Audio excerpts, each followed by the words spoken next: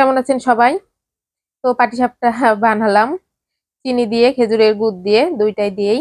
এই যে ১ থাল পাটিসাপটা বানিয়েছি। ভাজতে, ভাজতে কিন্তু আমরা সবাই ১ টা ২ টা করে খেয়েওছি।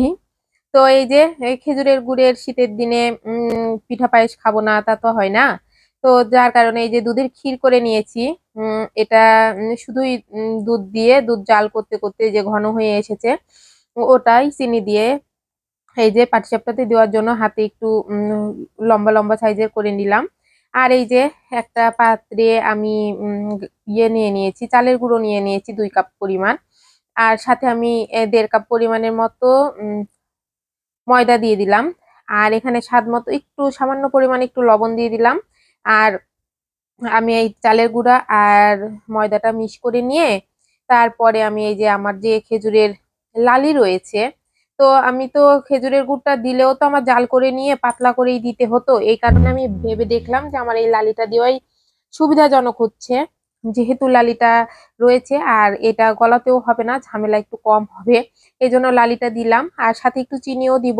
আমার কাছে তো খেজুরের গুড়ের কোনো কিছু চিনি ছাড়া করলে মনে হয় মিষ্টিটা কম হইছে। এই কারণে আরকি চিনিও দিব। ৪ চামচের মতো চিনিও দিয়ে দিব এখানে। দিয়ে পরবর্তীতে যদি মিষ্টি না হয় আর একটু ওই যে লালিটা দিব। দিয়ে তারপরে পাতলা করে যে রেগুলার যেভাবে করা হয় আরকি পাটিসাপটার যেমন একটা গোলা হয়, ঐরকম গোলা তৈরি করে নিব। ১ম এ একটু হাত দিয়েই মাখিয়ে নিচ্ছি। হাত দিয়ে মাখালে ভালো হয়। এই যে উপর থেকে আরো একটু লালি দিয়ে নিয়েছি। দিয়ে আরো একটু পাতলা হবে বেটারটা। পাতলা হলে আরেকটু সুবিধা হবে, ভালো হবে। তাছাড়া ভিতর দিকটাতে কাঁচাও থেকে যেতে পারে। তো যাই হোক, এই যে আমার কিন্তু এটা মাখানো কমপ্লিট। এখন একটা, একটা করে ভেজে নিবার পালা। আর সামান্য পরিমাণে একটু জল দিয়ে পাতলা করে নিব। একটা আগে দিব, দিয়ে দেখব কিরম হয় আরকি, ওঠে কিনা। তো যেহেতু ননস্টিকের পাত্রে বানাবো, না ওঠার তো কোনো চান্সই নেই, উঠবেই। সেটা যেভাবেই দিই আরকি। আর এই যে এইগুলো তখন ওই যে ক্ষীরটা রেডি করে রেখেছি। আর এই যে আমি ননস্টিকের একটা ফ্রাই প্যানও নিয়ে নিয়েছি, তাওয়া নিয়ে নিয়েছি ননস্টিকের। তো এটা তাওয়াটাতে আমি একটু তেল ব্রাশ করে নিলাম। আমি ব্রাশ আর বের করি নাই। আমি বেগুনের বোঁটা দিয়ে আমি তেলটা মালিশ করে নিলাম। আমার মার ছোটবেলার থেকেই আমরা দেখছি যে পাটিসাপটা ভাজতে নিলেই এভাবে বেগুনের বোঁটা দিয়েই দিয়েছে। ওই অভ্যাসটাই আরকি। মানুষ তো মা শাশুড়ি যেমনটা করে ঐরকম মা শাশুড়ির গুলো দেখেই করে আরকি। তো এইজন্য এই যে ফার্স্ট এরটা কিন্তু এর আগে একটা ভাজা হয়ে গেছে আমার। ওইটা তুলে নিয়েছি। আ তো নিয়ে এটা ২য় টা ছিল। তো ওই যে ভালোই উঠেছে কিন্তু। আর যেহেতু খেজুরের গুড় দেওয়া রয়েছে, ওইজন্য একটু তো লালটি, লালটি হবেই। এই গোলা দিয়ে যতটুকু হবে সে কয়েকটা ভাজার পরে আবার একটু চিনি দিয়ে গোলা করেও ভাজবো। আমার ছেলেটা আবার ওই যে খেজুরের গুড়ের কোনো কিছু অতটা খেতে চায় না। চিনি দেওয়াটাই বেশি ভালো লাগে। আর আমার কাছে আবার খেজুরের গুড়েরটা বেশি ভালো লাগে শীতের সময় বিশেষ করে।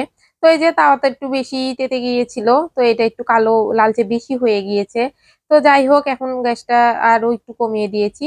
তো এভাবে একটা, একটা করে অনেকটা সময় ধরে ভেজে নিলাম ১ থালি পাটিসাপটা। আর ১ম যেটা ভেজেছিলাম ওইটা কিন্তু ছেলেকে দিয়েও এসেছি। ছেলেকে আর ছেলের বাবাকে ২ জনকে ২ টা খাইয়ে দিয়েছি। চিনি মিষ্টি হয়েছে কিনা চেক করতে দিয়েছি। আর এইটা ৩য় টা তুলে নিলাম। আর এইটা ৪র্থ টা দিয়ে দিলাম। এইভাবে একটা, একটা করে ভাজবো। অনেকটা সময় সাপেক্ষ দাঁড়িয়ে, দাঁড়িয়ে ভাজা। বসে থেকে এগুলো কাজ একটু বসে থেকে করতে পারলেই আরাম হয় আরকি। এই যে দিয়ে এখন একটা, একটা করে এইভাবে অনেকটা সময় নিয়ে ভাজতে হবে। আবার গোলা করতে হবে। তো যাই হোক, আপনারা কি সবাই বাসায় এখন পিঠা পায়েস খাচ্ছেন? এখন তো শীতের সময় পিঠা পায়েস খাইতে তো অনেক মজা। আর যেকোনো পিঠাই কিন্তু বাসি হইলে বেশি ভালো লাগে। আ আর এই পাটিসাপটাটা আজকে যতটা না মজা লাগবে আগামীকাল যদি খাওয়া হয়, আগামীকালে কিন্তু বেশি মজা লাগবে। তো আজকের ভিডিওটা এই পর্যন্তই।